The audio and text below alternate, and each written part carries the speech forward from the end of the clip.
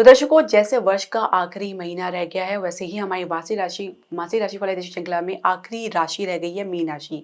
क्योंकि हमने अब तक आपको 11 राशि के बारे में अलग-अलग वीडियो में बता चुके हैं कि उनके लिए दिसंबर का महीना कैसे रहेगा। और आज के इस वीडियो में चर्चा करेंगे हमारी मीन राशि के बारे में, यानी मीन राशि के जातकों के लिए दिसंबर का महीना कैसे रहेगा। जो भी ग्रह गोचर की स्थिति बनेगी, वो आपके स्वास्थ्य में किस प्रकार का प्रभाव डालेगी, नकारात्मक या सकारात्मक।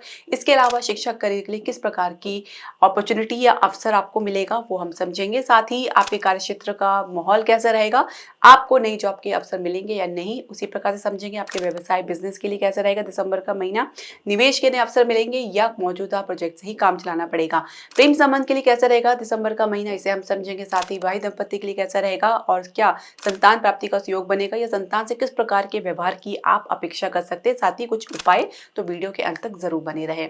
हरे कृष्ण दर्शकों, वैदिक एस्ट्रो केंद्र में आपका स्वागत है। मैं ज्योतिष आचार्य पूजा। तो मीन राशि के जातक अपनी जन्म राशि या लगन के अनुसार देख सकते हैं जो ग्रह गोचर की स्थिति बनने जा रही है वो इस प्रकार है। देखिए, लगन में राहु आपके लंबे समय से गोचर करें और ये साल में इसी राशि में रहेंगे। अगले साल इनका राशि परिवर्तन होगा मई में। इनके विपरीत भाव में केतु गोचर करें आपके सप्तम भाव में कन्या राशि में। आपके लग्नेश बृहस्पति जो है आपके तृतीय भाव में गोचर कर रहे हैं वृषभ राशि में। यहाँ पे जो बृहस्पति है वो वक्री अवस्था में है। मंगल आपके पंचम भाव में गोचर कर रहे हैं कर्क राशि में। यहाँ पे जो मंगल है नीच अवस्था में है। इसके अलावा सूर्य, बुध और चंद्रमा आपके नवम भाव भाग्य स्थान पे गोचर करें वृश्चिक राशि में। शुक्र आपके दशम भाव में धनु राशि में गोचर कर रहे हैं और शनि आपके द्वादश भाव में गोचर कर रहे हैं अपनी राशि कुंभ राशि में। अब आप इनमें कुछ परिवर्तन देखेंगे, जैसे कि 2 दिसंबर को शुक्र राशि परिवर्तन करके मकर राशि में प्रवेश कर जाएंगे, एकादश भाव में प्रवेश कर जाएंगे। मंगल 7 दिसंबर को वक्री अवस्था में आ जाएंगे आपके पंचम भाव में गोचर करते हुए। सूर्य जो है 13 दिसंबर को राशि परिवर्तन करेंगे, धनु राशि में प्रवेश करेंगे, यानी कि आपके दशम भाव में प्रवेश कर जाएंगे। बुध 16 दिसंबर को मार्गी हो जाएंगे क्योंकि बुध अभी वक्री अवस्था में है। और शुक्र पुनः राशि परिवर्तन करेंगे, 28 दिसंबर को कुंभ राशि में प्रवेश कर जाएंगे। तो ये ग्रह गोचर की स्थिति बनने जा रही है। अब इसका क्या प्रभाव आपको देखने को मिलेगा, आपको विश्लेषण देने से पहले मैं आपसे एक निवेदन करना चाहूंगी कि आप हमारे चैनल को सब्सक्राइब करें, बेल नोटिफिकेशन जरूर प्रेस करें। इसके अलावा आप हमारे चैनल को लाइक और शेयर जरूर करें। स्वास्थ्य की हम बात करें, देखिए राहु आपके लगन में गोचर कर रहे हैं और केतु आपके सप्तम में गोचर कर रहे हैं। राहु कहीं ना कहीं आपकी सोच की प्रवृत्ति को प्रभावित करते हैं, आपकी निर्णय लेने की क्षमता को प्रभावित करते हैं, कहीं ना कहीं असुविधा देते हैं या दुविधा देते हैं, कंफ्यूजन की स्थिति देते हैं, जिसकी वजह से एक ठहराव की कमी देखी जा सकती है। कुछ गलत डिसीजन भी आप ले सकते हैं। बृहस्पति आपकी जो लग्नेश है वक्री अवस्था में तृतीय भाव में गोचर कर रहे हैं, तो कहीं ना कहीं आसपास के लोगों के साथ या छोटे भाई बहन के साथ कुछ गलत फहमी देखी जा सकती है और इसकी वजह से भी कुछ आपके तनाव की स्थिति देखी जा सकती है। इसके अलावा नीच के मंगल आपके पंचम भाव में बैठे हैं, तो खान पान को लेकर आपको काफी सावधानी बरतनी है। खान पान के गलत खान पान की वजह से भी आपको नुकसान उठाना पड़ सकता है। मंगल आपके द्वितीय भाव के स्वामी हैं, तो आपको दांतों की समस्या भी देखी जा सकती है। इसके अलावा शनि आपके द्वादश भाव में गोचर कर रहे हैं, तो काफी संघर्ष की स्थिति देखने को मिल सकती है। लाभ मिलने में थोड़ा आपको समय जरूर लग सकता है। थोड़ा आप कह सकते हैं कि संघर्ष के बाद कुछ आपको रिलीफ या राहत आपको देखने को मिल सकती है। हालांकि शनि वक्री अवस्था से बाहर है, तो पहले से काफी बेहतर स्थिति आपको देखने को मिलेगी। इसके अलावा अगर हम समझे तो शुक्र आपके मास के अंत तक आपके द्वादश भाव में प्रवेश कर जाएंगे। यहाँ पे शनि के साथ युति बनाएंगे, तो इनकी दृष्टि आपके छठे भाव में पड़ेगी और छठे घर के स्वामी आपके जो दशम भाव में गोचर करें जो सूर्य है, इनकी दृष्टि आपके चतुर्थ भाव में पड़ेगी। तो हृदय के मरीज या हार्ट पेशेंट अपना अच्छे से ध्यान रखें। शुगर की समस्या है तो अपने आपको तनाव से दूर रखें। इसके अलावा आंखों की छोटी मोटी समस्या देखी जा सकती है।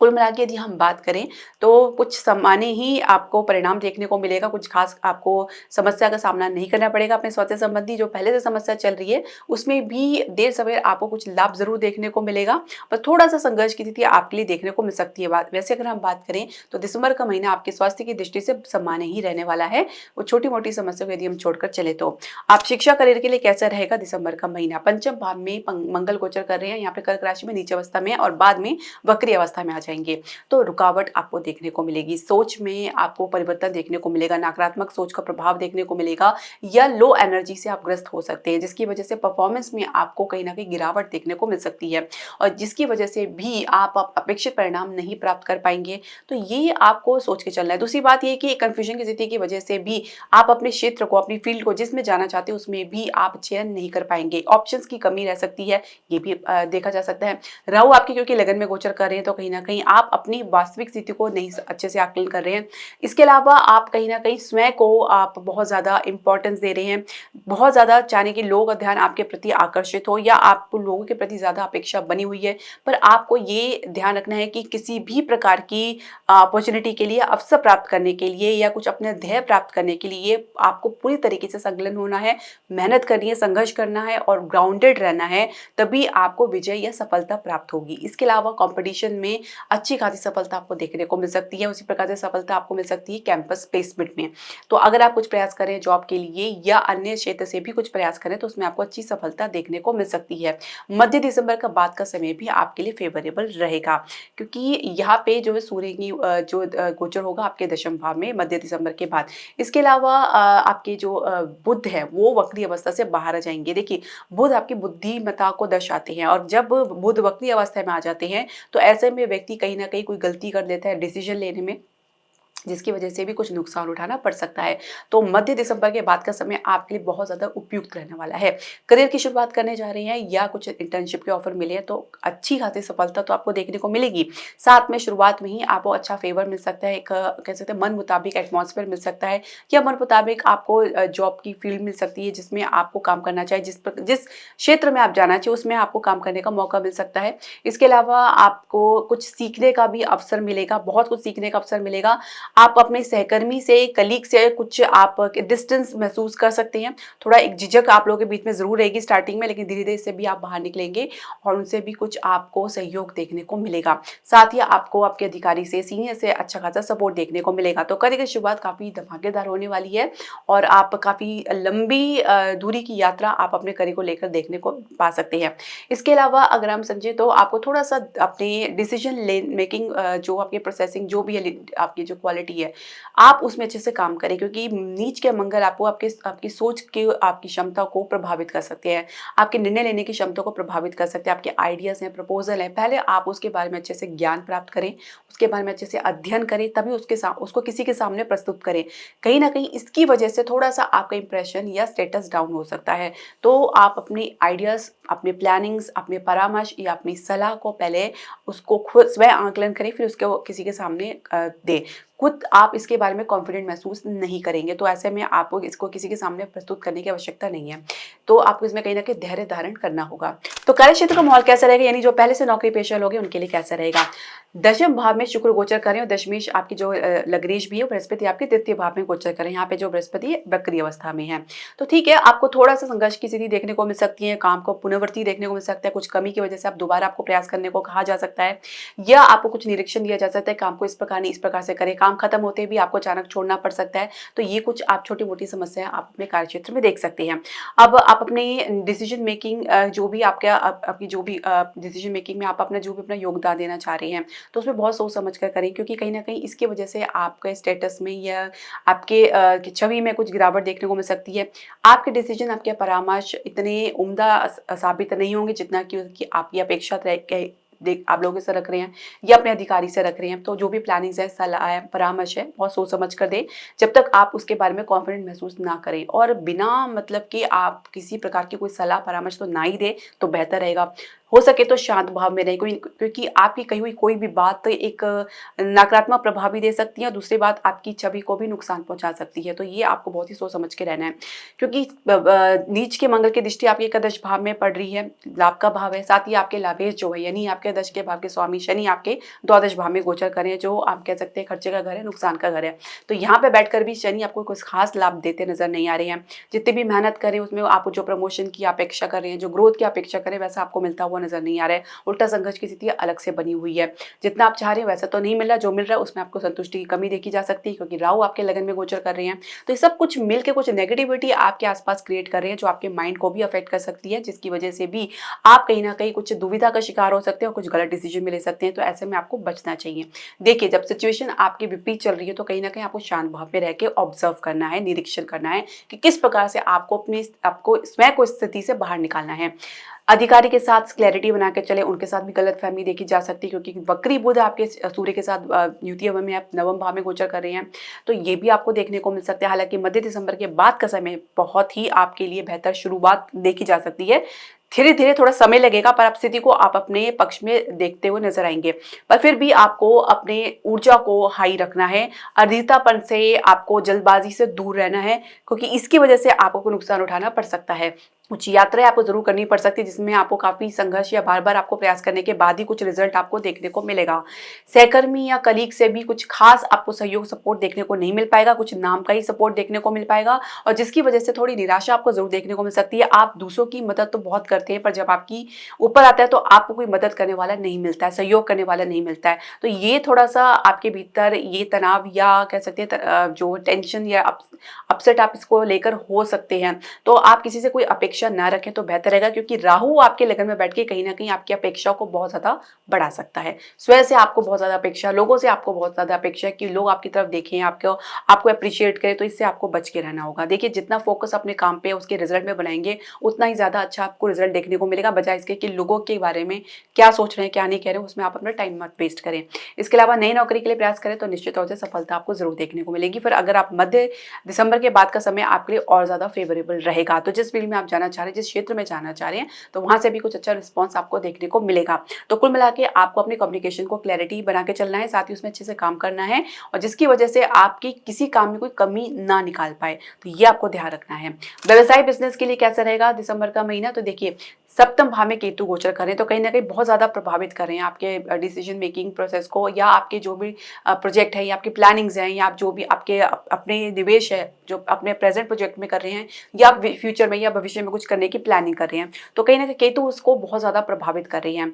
अपेक्षित परिणाम नहीं मिल पा रहा है और मौजूदा प्रोजेक्ट में भी कुछ खास परिवर्तन देखने को नहीं मिल पा रहा है। ना ही कुछ लाभ मिल रहा है, ना ही कुछ आपको गति देखने को मिल रहा है। ऊपर से आप स्थान से बाहर भी कुछ आप प्रयास करने का कोशिश कर रहे हैं तो उसमें भी कुछ खास आपको परिणाम देखने को नहीं मिल पा रहा। कई बार प्रयास करने के बावजूद भी वही स्थिति जस की तस देखी जा सकती है। तो कहीं न कहीं स्थिति आपके विपरीत चल रही है। देखिए केतु एक मोटे-मोटे तौर से हम बताएँ तो सप्तम भाव में गोचर करें राहु के प्रभाव में। दूसरी बात एकादश भाव के स्वामी जो शनि आपके द्वादश भाव में गोचर करें तो कहीं न कहीं ये आपको जितना ज़्यादा फ़ायदा ना उतना ज़्यादा नुकसान करा रहे हैं। यानी खर्चा के साथ-साथ आपको लाभ भी चल रहा है। तो कुछ आपको खास परिवर्तन देखने को नहीं मिल पाएगा। एक संतुष्टि की कमी देखी जा सकती है, फाइनेंस की कमी देखी जा सकती है, फाइनेंशियल सेक्टर में भी काफ़ी उतार-चढ़ाव आपको देखने को मिल सकता है। इसके अलावा बजट की समस्या में भी आपको संलिप्त रहना पड़ सकता है या उसमें आपको उसका सामना करना पड़ सकता है। कहीं न कहीं आपकी तरफ से आकलन में कमी की वजह से या बजट की निरीक्षण में कमी की वजह से भी कुछ आपको विपरीत परिस्थिति का सामना करना पड़ सकता है। तो ये आपके साहस को कहीं न कहीं तोड़ सकता है। तो नए निवेश के लिए तो आप बिल्कुल भी साहस नहीं कर पाएँगे या और आप मौजूदा प्रोजेक्ट है जो आप मौजूदा जिसमें आप काम कर रहे हो तो उसमें भी आपको कोई खास परिवर्तन देखने को नहीं मिल पाएगा। तो कुल मिला के देखा जाए तो व्यवसाय के लिए कुछ ढीला ही रहने वाला है दिसंबर का महीना जब तक कि राशि परिवर्तन ना हो, यानी आपके राहु केतु की जब स्थिति परिवर्तन ना हो और शनि आपकी जब तक लगन में ना आ जाए तब तक थोड़ी स्थिति आपके लिए विपरीत ही रह सकती है। तो बहुत ही आपको सावधान रहने की आवश्यकता है। नए निवेश से तो आप बच के रहे तो बेहतर रहेगा और कहीं आपको बहुत ज़रूरी निवेश करना है तो उसमें भी आपको सोच समझ के करना है। खासकर शेयर मार्केट, रियल एस्टेट में, वाहन के बिजनेस में भी बहुत ही सोच समझ के आपको निवेश करना है। फिलहाल अभी 2-3 महीने तो कम से कम आपके फेवर में नहीं चल रहा है, तो आप शांत भाव में रहें। इसके अलावा हम समझेंगे प्रेम संबंध के लिए कैसा रहेगा दिसंबर का महीना। पंचम भाव में मंगल गोचर करे नीच अवस्था में, आप लोगों के बीच में जो एनर्जी कहीं न कहीं नकारात्मक बनी हुई है, सोच जो है विपरीत रह सकती है एक दूसरे से, मतभेद हो सकते हैं, मत भिन्न हो सकती हैं, ये भी समस्या देखी गई है। लग्नेश आपकी वक्री अवस्था में तो बार-बार एक ही गलती दोहरा रहे हैं, अपने आस-पास के लोगों की बातों में भी आ जाते हैं, उसका भी आपको विपरीत परिणाम देखने को मिलता है, लेकिन फिर पुनः आपके दूसरों की बातों में आ जाते हैं। तो कहीं न कहीं आप अपने संबंध को लेकर कहीं बाहर आप तलाश कर रहे हैं सहायता की, सहयोगिता की या कहीं किसी से आपको कुछ परामर्श मिल जाए, किसी का एक्सपीरियंस या अनुभव आपको मिल जाए, तो इसके लिए आप बहुत ज़्यादा प्रयास कर रहे हैं, तो इससे आपको बचना होगा। जब आप अपने पार्टनर को कॉन्फिडेंट में नहीं ले पा रहे हैं, तो आपको इसके बारे में किसी और से डिस्कस करने का कोई मतलब नहीं बनता है। आपको आपके मित्रगणों का या अपने आस-पास के लोगों से कोई सहयोग नहीं मिल पाएगा, तो ये भी एक कह सकते हैं कि स्थिति आप लोग आपके बीच में देखी जा सकती है, जो आपको कहीं न कहीं आपको स्टक महसूस करा सकती है। विवाह की चर्चा करना बेईमानी हो सकता है क्योंकि कहीं न कहीं से आपकी तरफ से या पार्टनर की तरफ से कोई सहयोगिता की कमी देखी जा सकती है, तो बात होते-होते भी कह सकते हैं खत्म हो सकती है। स्वयं आप भी अपने रिलेशनशिप को लेकर कंफ्यूजन की स्थिति में रह सकते हैं। राहु की दृष्टि आपके पंचम भाव में पड़ेगी, तो आपके छोटी-छोटी बात पर रिएक्शन देना, प्रतिक्रिया देना, गुस्सा या चिड़चिड़ापन भी देखा जा सकता है आपके बीच में, आपके पार्टनर के साथ, या पार्टनर का कुछ इस प्रकार का बिहेवियर देखा जा सकता है जो आपको अस्वीकार्य हो सकता है। तो कुल मिला के थोड़ा-सा आप कह सकते हैं कि ये स्थिति थोड़ी-सी चैलेंजिंग और नाजुक रह सकती है आपके संबंध को लेकर। तो ये एक समय रहता है जहाँ पे आप एनालाइज़ करें कि आप जिनके साथ पूरे जीवन की आप सपना देख रहे हैं या पूरा सोच रहे हैं, विचार कर रहे हैं उनके साथ अपना लाइफ स्पेंड करने का, क्या आप लोग एक-दूसरे के साथ कंपैटिबल रिलेशनशिप में हैं या नहीं है? ये विचार आपको ज़रूर करना है। अब हम बात करेंगे विवाहित दंपत्ति के लिए कैसा रहेगा? सप्तम भाव में केतु गोचर करें, सप्तमेश नवम भाव में वक्री अवस्था में सूर्य के साथ। ईगो क्लैश की समस्या मेजरली आप लोगों के बीच में देखी गई है। आप किसी प्रकार के सहयोग की अपेक्षा कर रहे हैं, लेकिन आपको आपके जीवन साथी का कोई सहयोग नहीं मिल पा रहा। आप लोगों के बीच में जो अपेक्षा की एक जंग बनी हुई है, वो एक-दूसरे पर थोप कर, इल्ज़ाम लगाकर या किसी प्रकार से ब्लेमिंग करके भी आप लोगों को संतुष्टि नहीं मिल पा रही है। इसकी वजह से भी कहीं न कहीं आप रिलेशनशिप में एक डिस्टेंस देखा जा सकता है, एक अलाइनमेंट की कमी देखी जा सकती है, जो आपके संबंध को कहीं न कहीं प्रभावित कर रही है, डैमेज कर रही है। इसके अलावा अगर हम समझें तो आप संतान पक्ष से भी कुछ खास आपको सपोर्ट देखने को नहीं मिल पाएगा, या उनके कारण कुछ सैटिस्फैक्शन या संतुष्टि की कमी देखी जा सकती है। केतु जब तक आपके सप्तम भाव में गोचर करें, कहीं न कहीं ये आपके रिलेशनशिप को प्रभावित करेंगे। गलतफ़हमी आप लोगों के बीच में एक अहम मुद्दा बन सकती है। सप्तमेश वक्री अवस्था में है, सूर्य के साथ हैं। आप गलतफ़हमी बन गई है तो उसको दूर करने का भी प्रयास नहीं कर रहे, तो उसमें ईगो की प्रॉब्लम आ रही है। तो ये छोटी-मोटी समस्याएँ भी कभी-कभी बहुत बड़ा रूप ले लेती हैं। अब बुध जो है वक्री अवस्था से बाहर आ जाएँगे और सूर्य आपके दशम भाव में आ जाएँगे, तो हो सकता है कुछ गलतफ़हमी आप लोगों की दूर हो, कुछ क्लैरिटी आप लोगों के बीच में बने। लेकिन कुल मिला के राहु केतु का असर आपके जीवन में, आपके पर्सनल लाइफ में ज़रूर देखने को मिल सकता है, तो इसके लिए आपको इसका उपाय करना चाहिए। और संतान प्राप्ति के लिए भी कुछ खास अभी फेवरेबल सिचुएशन नहीं बन रही है, कुछ कमज़ोर स्थिति बन रही है। तो अगर हम आप बात करें तो आपको राहु केतु का उपाय ज़रूर करना चाहिए। अगर आपकी इसकी दशा खासकर चल रही है, अंदर दशा चल रही है, तो उसके लिए आप गली के कुत्ते को भोजन खिला सकते हैं और राहु के लिए आप पक्षी को दाना डाल सकते हैं। दुर्गा सप्तशती का भी पाठ कर सकते हैं यदि आपको स्वास्थ्य संबंधी समस्या बहुत ज़्यादा चल रही है। दुर्गा कवच का भी आप पाठ नित्य करें तो इससे भी आपको लाभ प्राप्त होगा। मंगल आपके जो है पंचम भाव में गोचर कर रहे हैं, नीच अवस्था में आपकी आपकी सोच समझ की निर्णय की क्षमता को भी प्रभावित करते हैं, तो आप हो सके तो प्रत्येक मंगलवार को गाय को मीठी रोटी खिलाएं। लग्नेश के लिए आप पीली वस्तु का दान कर सकते हैं। सिंपली ओम नमो भगवते वासुदेवाय का 108 बार नित्य आप जाप कर सकते हैं, या आप सीधा बृहस्पतिवार को विष्णु सहस्त्रनाम का पाठ करें तो ज़्यादा बेहतर रहेगा। ये समस्त ग्रहों की नेगेटिव एनर्जी को कंट्रोल में करते हैं। इसके अलावा अगर आप अपने सप्तमेश का उपाय करना चाहें तो वो आप कर सकते हैं। आपको गणेश जी को 21 दुर्वा घास प्रत्येक बुधवार को चढ़ानी है और हो सके तो गाय को हरा चारा खिलाएं। तो ये आपके सप्तमेश को मजबूती देता है, जो आपके रिलेशनशिप को, आपके व्यवसाय को प्रभावित कर रहे हैं। तो ये छोटे-छोटे उपाय आप ज़रूर करें श्रद्धा विश्वास के साथ, आपको ज़रूर इसका रिजल्ट देखने को मिलेगा। तो दर्शकों, इसके अलावा आपके जो भी प्रश्न, सजेशन या क्वेरी है, आप हमारे कमेंट बॉक्स में ज़रूर डालें। हरे कृष्णा।